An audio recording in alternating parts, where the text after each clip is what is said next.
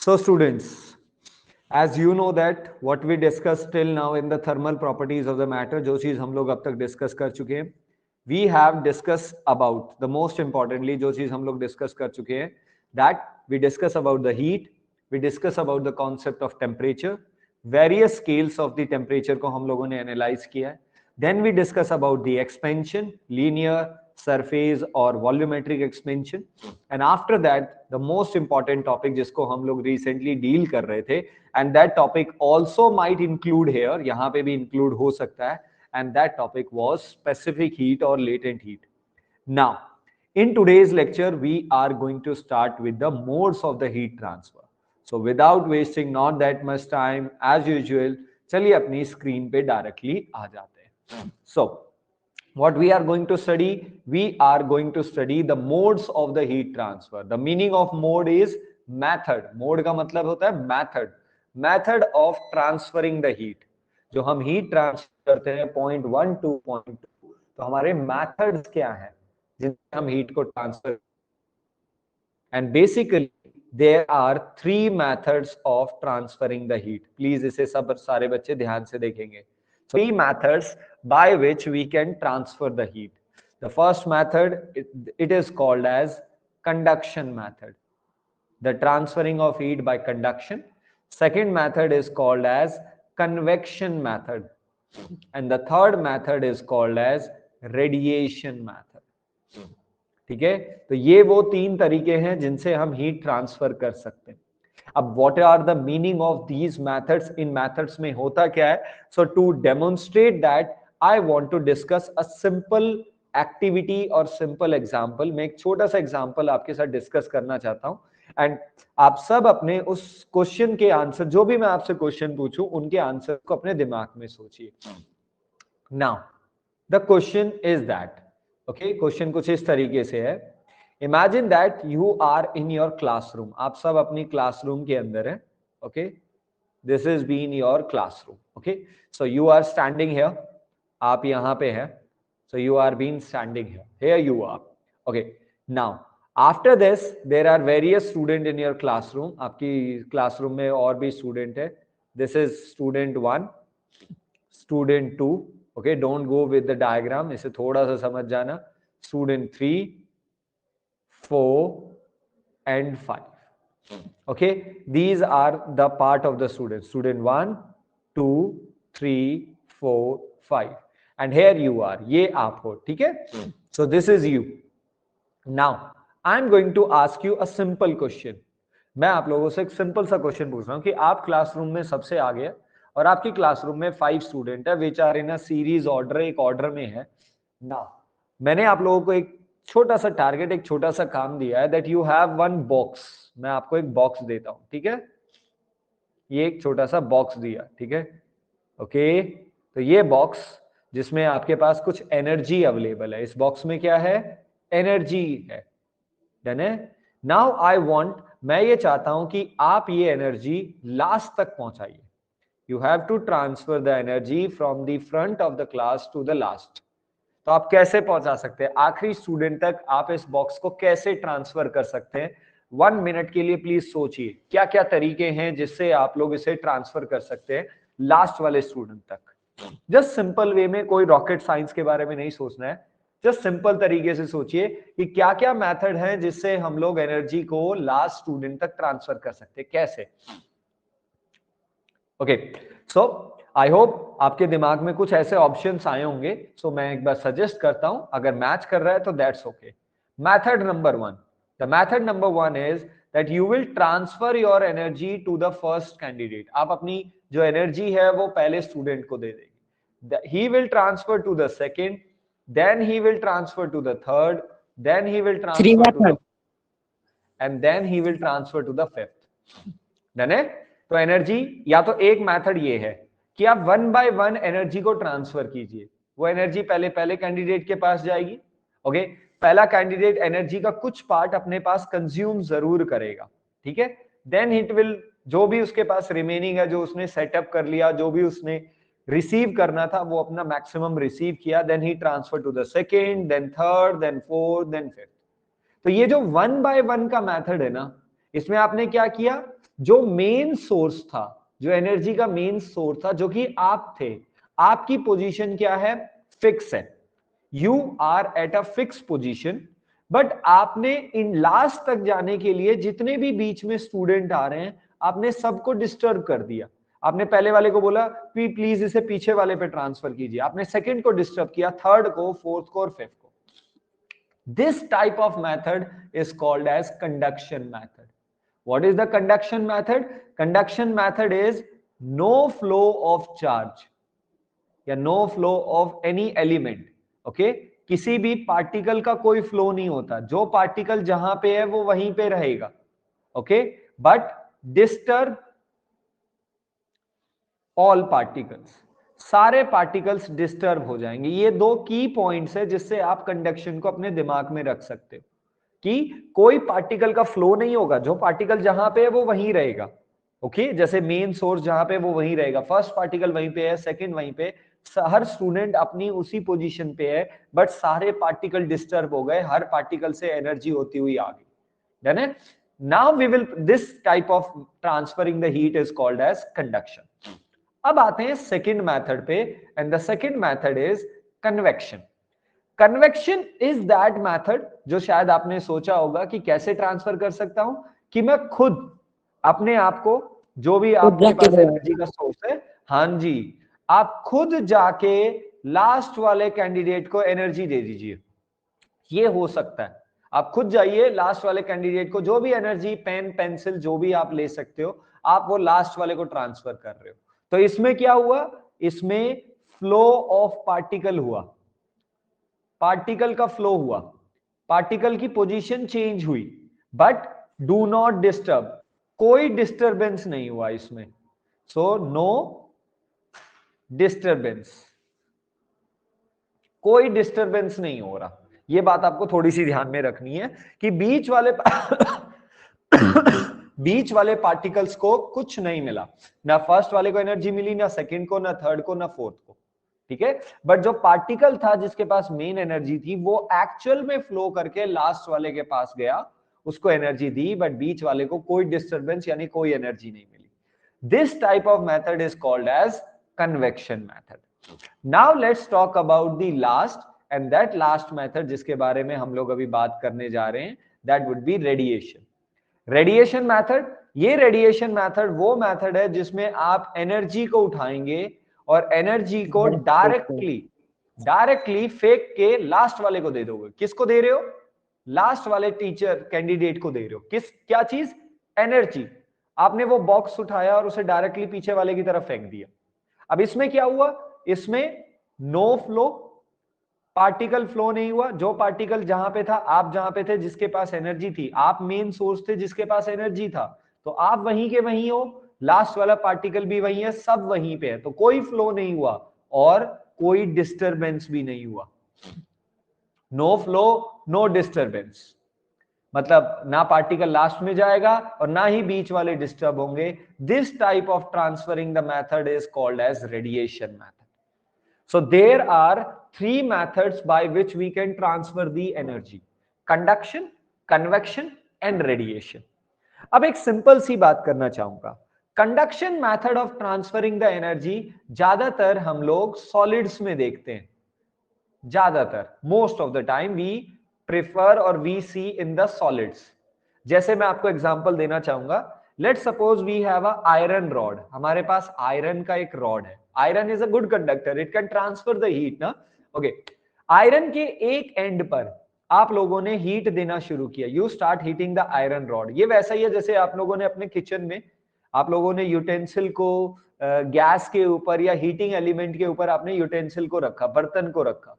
अब उस बर्तन का एक हैंडल होता है जो बहुत दूर तक होता है, मेटल। इमेजिन दैट आपके हैंडल पे कोई प्लास्टिक और वुडन पार्ट नहीं है, वो पूरा का प्योर मेटल है। तो देखो, हम हीट कहां कर रहे हैं, हम हीट कर रहे हैं हमारे मेन यूटेंसिल को, एक एंड को, आपने बर्तन के एक एंड को हीट किया, बी एंड को आप लोगों ने होल्ड करके रखा है। ओके, तो हम चेक करते हैं और हम हमेशा ऑब्जर्व करते हैं कि हमारा बी वाला जो पार्ट है, जो हैंडल है बर्तन का, वो थोड़ी देर के बाद गर्म होना शुरू हो जाता है। कैसे हुआ ये? यानी आपने हीट ट्रांसफर की। ओके, कैसे हुई? पॉइंट ए के मॉलिक्यूल ने नेक्स्ट मॉलिक्यूल को दिया, उसने नेक्स्ट मॉलिक्यूल को, उसने नेक्स्ट को। ओके, यही तो होता है। और जब एक मॉलिक्यूल दूसरे मॉलिक्यूल को एनर्जी देगा तो सम अमाउंट ऑफ एनर्जी वो अपने पास रख लेगा। तो आप देखते हैं ना कि आपका वो हिस्सा जो हीटिंग डिवाइस के पास है वो भी हॉट हो जाता है, ठीक है, वो हिस्सा जो लास्ट में है वो भी हॉट हो जाता है, बट उसके कंपैरिजन में लेस हॉट रहेगा। और बीच वाले जो हिस्से हैं, जो मिडल वाला पार्ट है, वो भी तो हॉट हो जाता है। जैसे जैसे आप उस हीटिंग वाले सोर्स से दूर जाते जाते हैं, वो हीटिंग का जो हॉटनेस है, जो टेम्परेचर है, वो इतना ज्यादा नहीं रह पाता, बट होता है जरूर। तो इसका मतलब इसमें क्या हुआ, हीट पॉइंट 1 से पॉइंट 2 ट्रांसफर की, और इसमें आपने सारे एलिमेंट्स को डिस्टर्ब कर दिया, हर एलिमेंट को एनर्जी दे दी।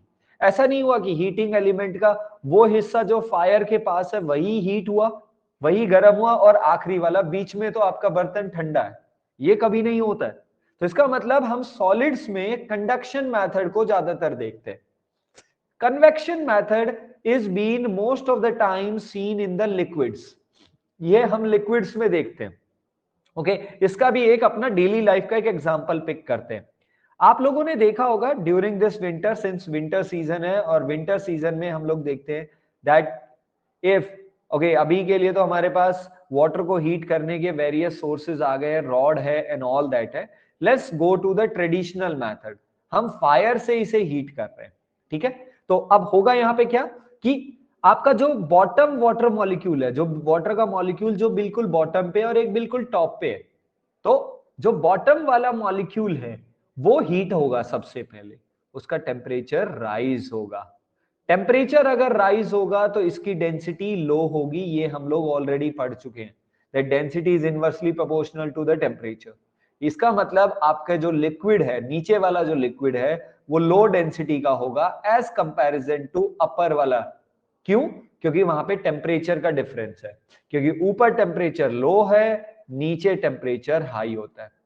और अकॉर्डिंग टू द आर्किमिड प्रिंसिपल, आप सब जानते हैं 10th क्लास से, जिस चीज की डेंसिटी कम होती है वो ऊपर तैरता है। तो वो जो नीचे वाला जो वाटर है, जिसकी डेंसिटी कम हो गई गर्म होने से, that will flow in a upward direction. Okay, और इसकी वजह से जो उसके ऊपर वाला मॉलिक्यूल था, जो जस्ट उसके अबव था, नाउ अब वो बॉटम में आ जाएगा। वो कहां जाएगा? बिल्कुल बॉटम पे, यानी ये जो रेड वाला मॉलिक्यूल दिखा रहा हूं जो इसके ऊपर था, अब वो बॉटम में आ जाएगा। अब वो हीट होगा, वो ऊपर जाएगा। तो यानी हमारी हीटिंग कैसे हो रही है, हमारा पूरा पानी कैसे गर्म हो रहा है कि सबसे पहले नीचे वाला मॉलिक्यूल गर्म हो रहा है, जैसे ही वो गर्म हो जाता है वो ऊपर चला जाता है, ठीक है, और नेक्स्ट वाले का नंबर आता है। तो एक एक करके जा रहे हैं, यानी जो फर्स्ट मॉलिक्यूल जो गर्म हुआ वो लास्ट में चला गया। अब फर्स्ट स्टूडेंट हीट होगा, उसके बाद वो लास्ट में चला जाएगा, फिर सेकंड होगा। तो यानी यहाँ पे क्या हो रहा है? फ्लो हो रहा है। बट जब ये फ्लो हो रहा है तो बीच वाले हीट नहीं हो रहे। हाँ, थोड़ी देर के बाद हम लोग after some time we see that की whole water get heated. But initially क्या होता है? इनिशियली आप लोगों के साथ शायद माइट भी कभी ऐसा हुआ हो कि आप लोगों ने उसे हीट किया। ओके, आप लोगों ने, if you want to check कि whether the water is hot और नॉट, आप क्या देखते हो? आप वाटर को अनकवर करके देखते हो, उस यूटेंसिल जिसमें पानी, आप उसे अनकवर करते हैं, you see the water vapour, आप वाटर वेपर देखते हो। पहली बात तो ये देखते हैं, oh water vapours are coming, it means water गर्म हो चुका है। या फिर आप समटाइम्स क्या करते हैं, if it is not that much hot, अगर ज्यादा हॉट नहीं है, तो we to check that whether the temperature is very high और नो, पानी ज्यादा गर्म हुआ या नहीं हुआ, वी पुट आवर फिंगर और put our hand into the water. ठीक है, तो हम अपना हैंड डालते हैं पानी के अंदर, डेफिनेटली, ठीक है, अपनी फिंगर को डालते हैं चेक करने के लिए। ओके, ऑब्वियसली पूरा हैंड तो नहीं डालते हैं बॉटम तक, हम थोड़ा सा चेक करते हैं। और जैसे ही आपने अपर वाले सेक्शन पे अपने हैंड को इमर्ज किया, तो वो तो भाई साहब गर्म निकला। कैसे गर्म हुआ वो?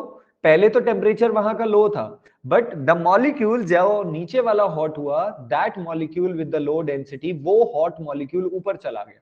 तो आफ्टर सम टाइम जितने भी हॉट मॉलिक्यूल्स हैं, जिनके पास एनर्जी है, वो सारे ऊपर गैदर हो गए, और जितने ठंडे वाले मॉलिक्यूल्स थे, जिन मॉलिक्यूल्स के पास हीट एनर्जी अवेलेबल नहीं थी, वो बॉटम पे रह गए। तो हुआ ये कि कुछ समय के बाद, थोड़े समय के बाद, इनिशियली कुछ टाइम के बाद, आपका वाटर का अपर सरफेस तो हॉट हो जाता है, बट लोअर अभी भी कोल्ड डाउन है।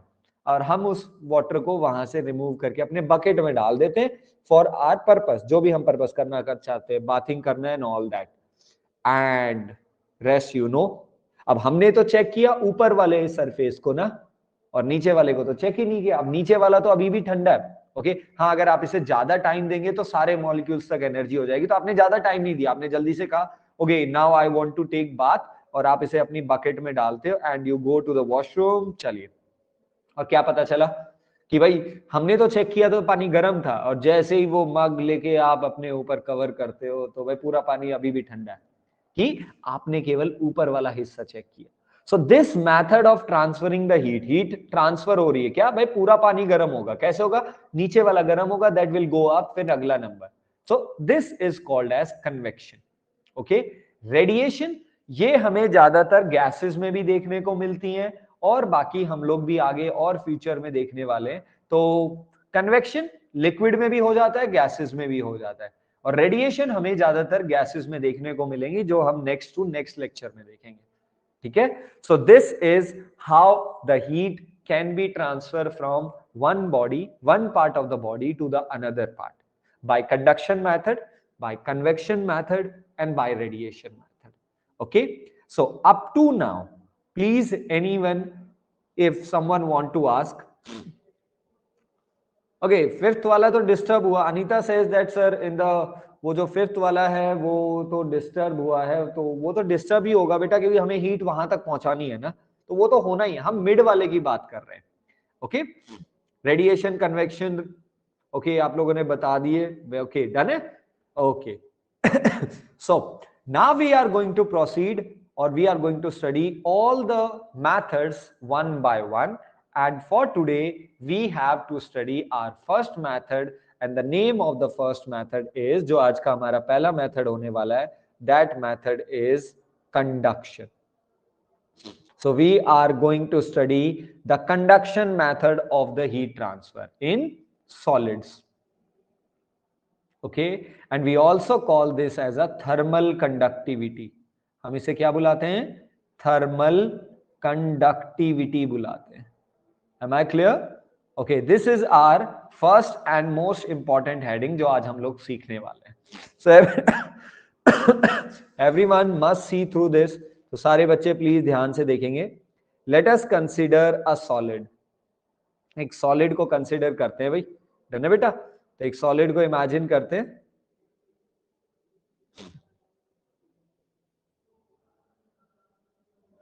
Late us, this is our solid, ये हमारा वो सॉलिड है, ठीक है। Okay, this is the end A of my solid, ये मेरे सॉलिड का एंड ए है, this is my end B.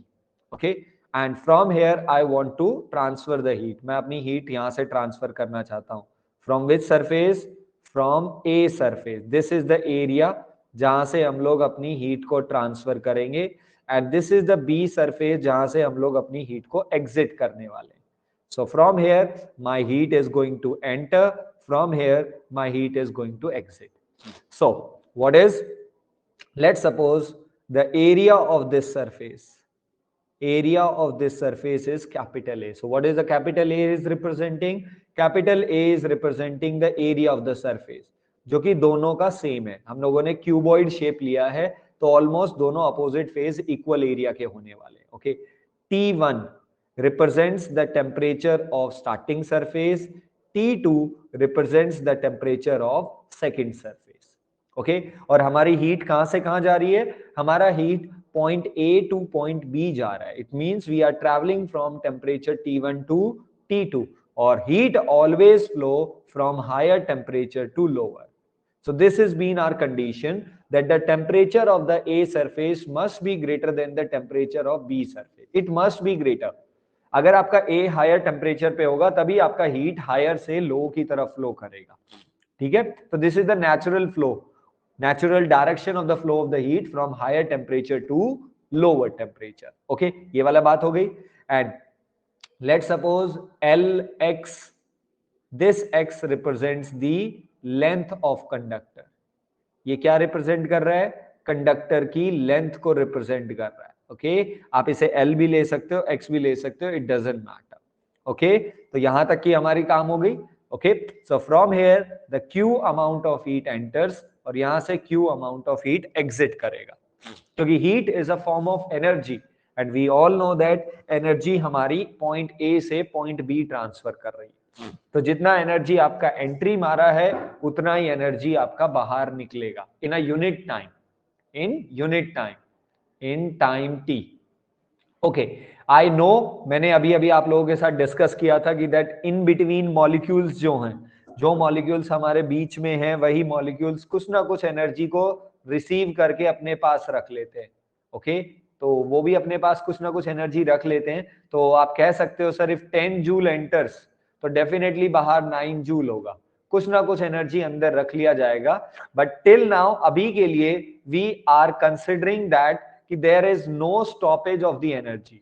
हम ये कंसीडर करके चल रहे हैं कि अंदर एनर्जी का स्टॉपेज नहीं हुआ है, कोई एब्जॉर्प्शन नहीं हुआ, देयर इज एक्चुअल 100% फ्लो हो रहा है। ठीक है, so what we get that practically, जब हम लोगों ने इसे प्रैक्टिकली करके देखा, we get some results here. What are those results? Let's check this out. Result number 1 दैट वी गेट rate of heat flow. What I am talking about? I am talking about rate of heat flow. What is the meaning of rate of heat flow? Heat flow per unit time. कि कितना heat flow किया unit time में. This is been directly proportional to number 1 area. पहली चीज जिसके ऊपर आप depend करते हैं that would be cross section area. जितना ज्यादा क्रॉस सेक्शन एरिया होगा हीट फ्लो करने के जो रेट है गिवन टाइम में जो आपका हीट फ्लो करेगा वो ज्यादा होगा, यानी हीट एक्सचेंज ज्यादा होगी. और ये चीज भी हम लोग अपनी 9th क्लास से 10th क्लास से जानते हैं. अगर आपको रिमेंबर है इन द 10th क्लास हम लोगों ने एक चीज पढ़ा हुआ है that when we take a hot water cup in a glass, एक बार पानी हॉट वाटर को ग्लास में लीजिए और एक बार उसे लार्ज एरिया के यूटेंसिल में लीजिए, तो किस में पानी सबसे ज्यादा जल्दी ठंडा होता है? आप सब जानते हो. Okay, the water will cool down in a large area plate. जो प्लेट होता है उसमें पानी जल्दी ठंडा होता है as comparison to the glass. क्यों? द एरिया, जो प्लेट है उसका क्रॉस सेक्शन एरिया ज्यादा है. एरिया ज्यादा है तो वो सराउंडिंग के साथ हीट एक्सचेंज जल्दी करेगी, और आपका ग्लास का एरिया कम है तो दैट्स व्हाई हीट एक्सचेंज कम होगा. तो आई थिंक ये रिजल्ट तो बिल्कुल डन है that rate of heat flow is directly proportional to area. Next, the rate of heat flow is found directly proportional to the temperature difference. किसके difference, किसके directly proportional? Temperature difference, यानी delta T which is equal to T1 minus T2. T1 minus T2, not the T2 minus T1, because T1 is greater than T2. जितना ज्यादा temperature का difference होगा heat का exchange उतना ही ज्यादा होगा, क्योंकि ज्यादा हीट फ्लो करने वाला है. Okay, and number 3 that rate of heat flow is been inversely proportional to the x. x means आप सब जानते हो the length of the conductor. Conductor का लेंथ जितना ज्यादा होगा आपकी जो हीट फ्लो का रेट है वो उतना ही कम होता हुआ चला जाएगा. अभी के लिए हमने ये कहा था that Q amount of heat enters, Q amount of heat exchange, तो हमने उसकी लेंथ को स्मॉल लिया है. अभी के लिए x is representing the small length of the conductor. ठीक है, इस बात को थोड़ा सा ध्यान में रख लेना.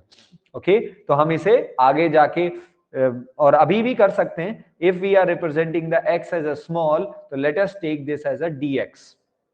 ओके, टेम्परेचर में भी स्मॉल चेंज रखा है तो इसे हम लोग dt लिख लेते हैं. ठीक है, तो व्हाट वी गेट प्रैक्टिकली, हमें क्या रिजल्ट मिले भाई? The result that we got that rate of heat flow is directly proportional to area, directly proportional to the temperature difference, and inversely proportional to the length of the conductor, small length of the conductor. Done है? Okay, तो यहां से when this proportionality sign removes, जैसे ही यहां से proportionality sign removes होता जाएगा तो यहां पे हमारे पास एक constant आएगा, and we take, okay, let's take this constant with a different color, and we take this constant with the symbol k with negative sign, and the rest is as it is जो हमारे पास available है, which is a dt by dx. And this is the first formula for the heat flow by the conduction method. The rate of heat flow is equal to negative K A d T by d x. Okay, where this Q by T, जिसे हम लोग क्या बुलाते हैं भाई, Q by T को आप लोग क्या नाम देते हो, रेट ऑफ हीट फ्लो, जिसका दूसरा नाम अब से आप लोग नाम देंगे, we may also call this as a heat current. हम लोग इसे क्या बुला सकते हैं, heat current with the symbol H. तो हमारे पास फॉर्मूला क्या बना हीट करंट का, rate of heat flow which is equal to negative K A d T by d x. Okay, अब इन सारी टर्म्स में आइडेंटिफिकेशन ले आते हैं, that what terms define what, जो हम लोग जानते हैं. ओके, H अभी अभी हमने डिस्कस किया है, H represents you heat current, it represents the heat current. Q represent heat flow, Q क्या रिप्रेजेंट करता है, heat flow. Okay, now this heat जो हम लोग फ्लो करवा रहे हैं, जिसको हम यूटिलाइज कर रहे हैं, ये हीट इन फ्यूचर दोनों तरीके की हो सकती है. अगर आप इस हीट से टेम्परेचर चेंज कर रहे हैं तो ये स्पेसिफिक हीट होगा, अगर आप इससे हीट से स्टेट चेंज कर रहे हो तो ये लेटेंट भी हो सकता है. तो हम इसके लिए न्यूमेरिकल में तैयार होंगे. तो Q का फॉर्मूला हमारे पास है, मैं साइड में लिख देता हूं. अगर वो स्पेसिफिक हीट है, the formula is equal to S M delta T. हाँ जी बेटा जी बताइए. सर जो जो ये Q बाई टी लिखा है इसके बाद सर ये किसका, ये नेगेटिव का साइन है क्या? बता, हाँ जी बेटा, एक सेकेंड वेट कीजिए, मुझे लेक्चर तो कंप्लीट करने दो. वेट अ सेकेंड, मैं वही चीज बता रहा हूं. It is a negative sign, just let me clear one thing. मुझे बताने दीजिए पहले पूरे इसे, ठीक है. ओके, हीट हमारा क्या हो सकता है, heat can be specific heat हो सकती है अगर टेम्परेचर चेंज हुआ, वो हम देखेंगे. And it can be latent heat also, और अगर ये लेटेंट हीट है तो ये फॉर्मूला हो जाएगा ml. तो हीट के ये दोनों फॉर्मूले हो सकते हैं. Who is that please? आयो माइक, एक मिनट रुको. ये कौन है माइक ऑफ कर रहा है? Who is that? Nitin, class होगी.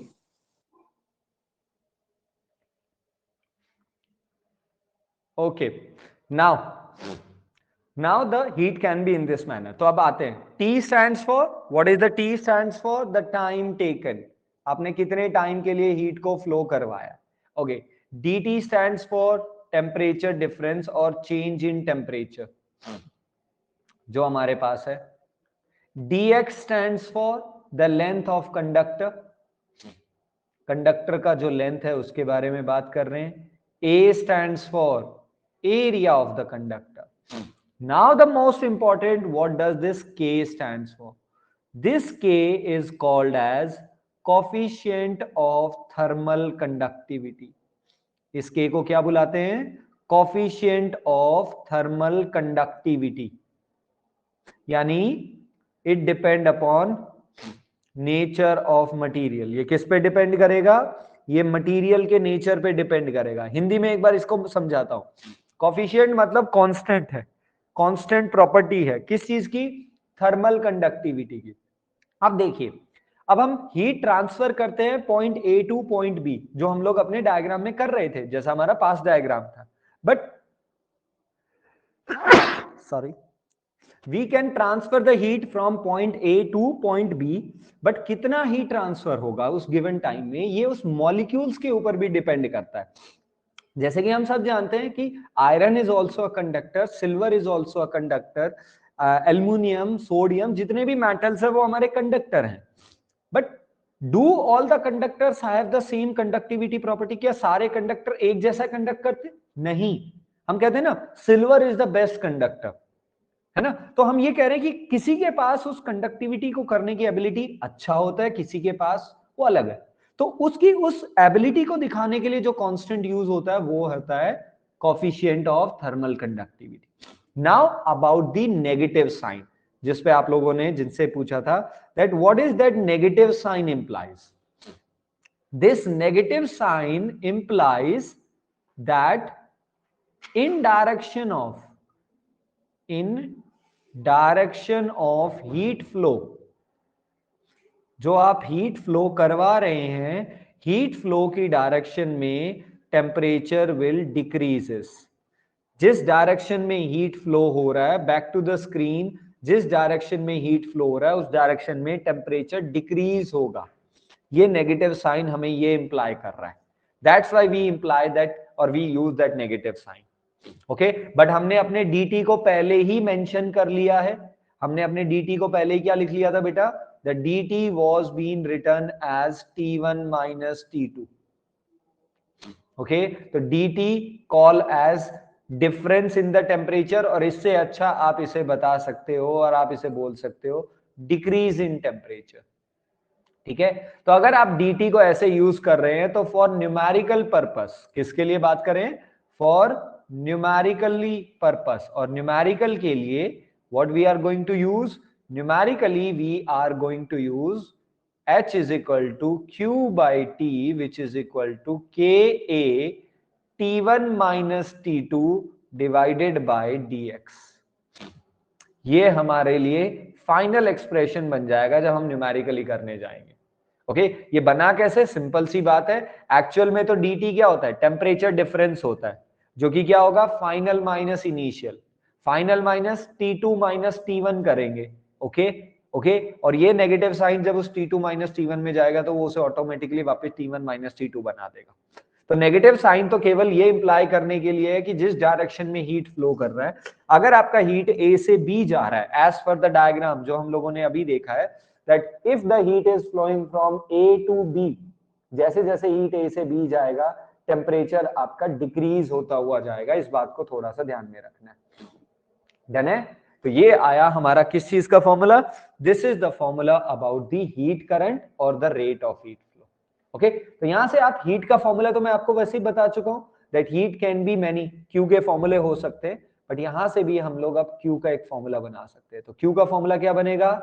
के ए T1 minus T2 means higher temperature minus lower temperature dx multiply with the time. This is the formula for the heat. ये किस चीज का फॉर्मूला आया? ये हीट का फॉर्मूला आया। ये किस चीज का फॉर्मूला था? This is the formula for heat current. So there is a difference in the heat and heat current. Heat में और हीट करंट में डिफरेंस होता है बेटा।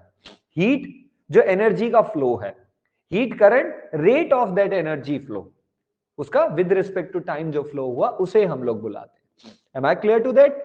ये दोनों चीजें क्लियर हुई? चलिए अब इस k को डिफाइन करते हैं। किसको डिफाइन करें? k को डिफाइन करते हैं। And what was the k? k was called as coefficient of thermal conductivity. k को क्या बुलाते थे? The k was called as coefficient of thermal conductivity. Okay, coefficient of thermal conductivity. तो from the past formula हमारे पास k का formula क्या बनने वाला है वो प्लीज एक बार जल्दी से कर लेते हैं। ओके, हमारे पास ये सारे फॉर्मूले बने, तो k के फॉर्मूले को बना लें। यहां से k क्या बनेगा बेटा जी? k बनने वाला है आपके पास, k इज इक्वल टू, हमारे पास q बाय t का फॉर्मूला क्या बना था? k a dt divided by dx। तो यहां से एक बार देख के फिर बना लेते हैं, ठीक है? So k is equal to what? q by t, okay? dx को अभी इसी के साथ रहने देते हैं, a will go in the denominator, okay? और ये dt by dx भी कहां जाएगा? डिनोमिनेटर में जाएगा। okay? dt by dx को मैंने एक साथ रखा है, इसको थोड़ा बस एक बार सारे बच्चे ध्यान देंगे। Change in temperature with respect to change in length, और आप सबको मैंने सिखाया हुआ है whenever we study anything with respect to change in length, तो हम उसे gradient बुलाते हैं। क्या बुलाते हैं? We call that as a gradient. If you remember, we study the pressure gradient, we study the velocity gradient, और ये क्या कहलाएगा? It will be called as temperature gradient. तो dt by dx को आप लोग क्या बुला सकते हो? Temperature gradient. Okay? Now, so k का definition ये है। अब इसमें condition बनाते हैं।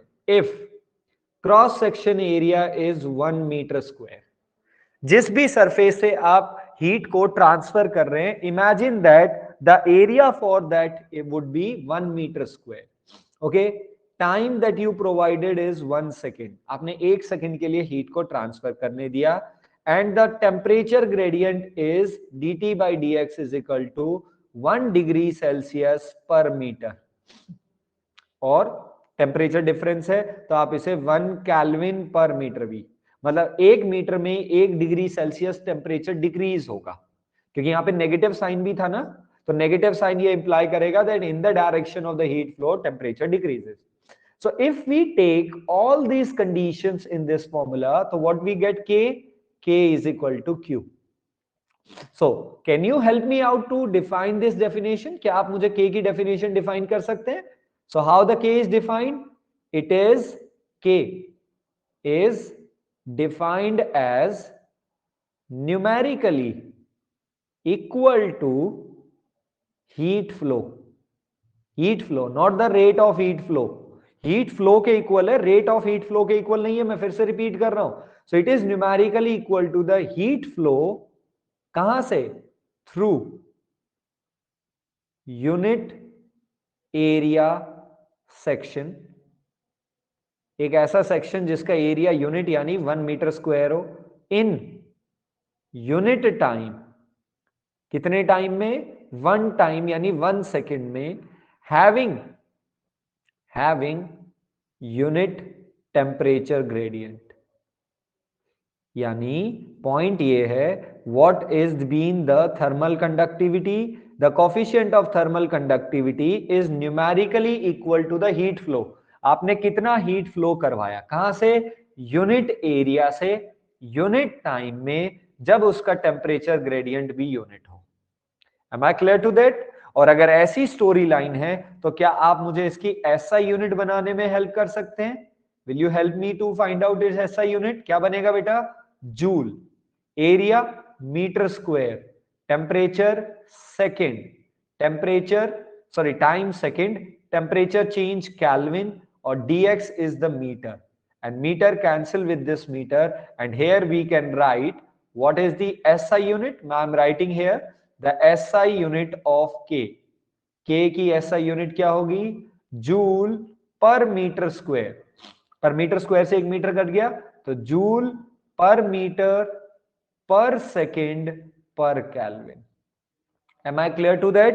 This would be the SI unit for what? K. ये हमारे K का SI unit होने वाला है, जिसको आपको ध्यान में रखना है. क्लियर? चलिए इसका डायमेंशन फॉर्मूला और बनाए. Okay, on the next page we are going to make the dimension formula for the K. तो हमारे लिए के का फॉर्मूला क्या बना था? I am again Q A T by D T by D X. Now let's make the dimension formula. ये बहुत बार पूछा जाता है एग्जाम्स के अंदर, और स्पेशली कॉम्पिटिशन एग्जाम्स में. The dimension formula for thermal conductivity. Okay, mains में भी आया हुआ है, एनडीए वगैरह में भी आ जाता है. So we have to ready for that. So dimension formula for K. Q. What is Q बेटा? हेल्प कीजिए. It is the heat. It is the form of energy. और एनर्जी यानी वर्क डन. वर्क डन का dimension formula क्या होता है? ml2t-2. Done है? Now divide with area. Area dimension L2. Time dimension T. Temperature dimension kelvin K divided by 1L dx का, यानी separation. 1L cancel with this 1L and this L will cancel with this 1L. Okay, ये T ऊपर जाएगा, and when this T will go up, what is the dimension formula? M1 L1 T power -3 K power -1. So what is the dimension formula for this? The dimension formula for the coefficient of thermal conductivity is equal to m1 l1 t minus 3 k minus. इस k का मतलब kelvin है, please इस बात को मैं बता देता हूं. और इस k का मतलब coefficient of thermal conductivity है. Do not get confused here. Thermal conductivity.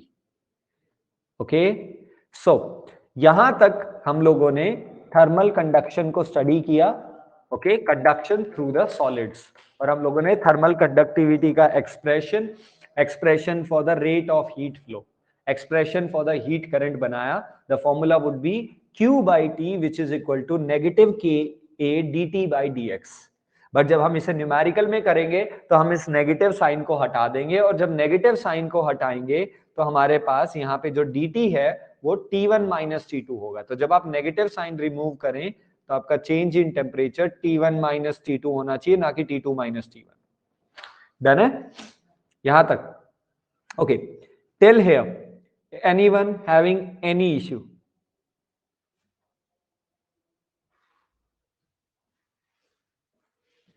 Why the winter metal handles are cold than the wooden handles?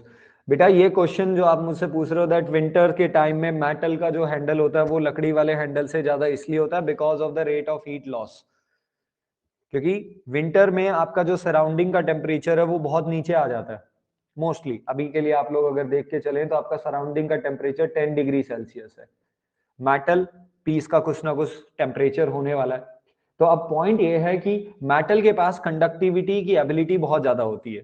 तो मेटल क्या करने वाला है, मेटल अपनी उस हीट को कहां देगा, मेटल अपनी उस हीट को सराउंडिंग में लूज करना शुरू करेगा जल्दी जल्दी, as comparison to wooden. Wooden का जो हीट ट्रांसफर करने का, जो लकड़ी का जो हीट ट्रांसफर करने का जो रेट हो है वो बहुत कम है। That's why we call wood as a bad conductor, इसलिए हम लकड़ी को बैड कंडक्टर बुलाते हैं। तो आपका वुड लो रेट से हीट देगा, ऑन दी अदर साइड आपका मेटल जल्दी जल्दी हीट लेगा। तो कौन जल्दी हीट लूज करेगा, metal will lose the heat quickly as comparison to wooden. और अगर मेटल अपना हीट लूज करता है, if something any body which loses the heat, किसी भी बॉडी का अगर हीट लूज होगा तो उसका टेम्परेचर ड्रॉप करेगा। इसलिए हमें मेटल ज्यादा कोल्डर रिप्रेजेंट होता है और कोल्डर लगता है as comparison to what, as comparison to wooden वाला पार्ट। डन है यहां तक? Please any issue, anyone? No doubt, okay very good. Okay, before living today's lecture, आज के लेक्चर को फिनिश करने से पहले एक छोटा सा पार्ट और मैं आपसे डिस्कस करना चाहूंगा so that you can understand the rest of the thing, story line. Okay, here we call this concept, इस कॉन्सेप्ट को हम लोग बुलाते हैं comparison system, the comparison between thermal and electrical. Okay, I know अभी तक हम लोगों ने इलेक्ट्रिकल नहीं पढ़ा है, electrical is the part of the class 12th, but from the 10th class हम लोग इलेक्ट्रिकल से फेमिलियर है। तो अब कुछ कंपैरिजन देखिए। इलेक्ट्रिकल प्रॉपर्टीज में आप सब जानते हो इलेक्ट्रिकल में क्या होता है, from point A to point be what flows, charge flows. So who flows, कौन फ्लो करता है भाई, यहां पे कौन फ्लो करता है, चार्ज फ्लो कर रहा है। यहां पे कौन फ्लो कर रहा है, थर्मल में हीट फ्लो कर रही है। कंपैरिजन सिस्टम बता रहा हूं मैं आप लोगों को, ठीक है। तो इलेक्ट्रिकल में क्या फ्लो कर रहा है, चार्ज, यहां पे क्या फ्लो कर रही है, हीट। हीट का भी सिंबल हम क्यू से देते हैं, चार्ज का भी सिंबल हम क्यू से देते हैं। देखो सिमिलैरिटीज मिल रही हैं, ठीक है। Okay, why the charge flow, charge क्यों फ्लो होता था, what is the cause of flow, flow करने का कॉज क्या होता था, पोटेंशियल डिफरेंस। क्या होता था, potential difference, delta V D V जो भी हम लोग लिखते थे। If there is a potential difference between two end, दोनों एंड के बीच में पोटेंशियल डिफरेंस, और वो पोटेंशियल डिफरेंस हम कहां से देते थे, सेल से देते थे या बैटरी से देते थे। यहां पे हीट क्यों फ्लो हो रही है, बिकॉज ऑफ टेम्परेचर डिफरेंस। किसकी वजह से, टेम्परेचर डिफरेंस की वजह से, dt। तो क्या फ्लो हो रहा है, हीट, किसकी वजह से, टेम्परेचर डिफरेंस की वजह से। इलेक्ट्रिकल में क्या फ्लो होता है, चार्ज, किसकी वजह से होता है, dv की वजह से। ओके, जब ये फ्लो होता है तो इस charge flow per unit time को, मैं I am talking about electrical, charge flow per unit time Q/T, क्या बुलाते हो आप, इलेक्ट्रिक करंट। क्या बुलाते हैं इसे, we call this as a electric current. अब से आप इसे करंट मत बुलाइए, क्योंकि एक करंट और आ गया यहां पे, क्या आया, heat flow, heat flow per unit time, जिसे हम Q/T से ही रिप्रेजेंट करते हैं। बट ये क्या कहलाता है, हीट करंट। क्या कहलाता है ये, it is called as heat current और that called as a electric current. Similarities समझ में आ रही है यहां पे, ओके। आगे और प्रोसीड करते हैं, चलिए।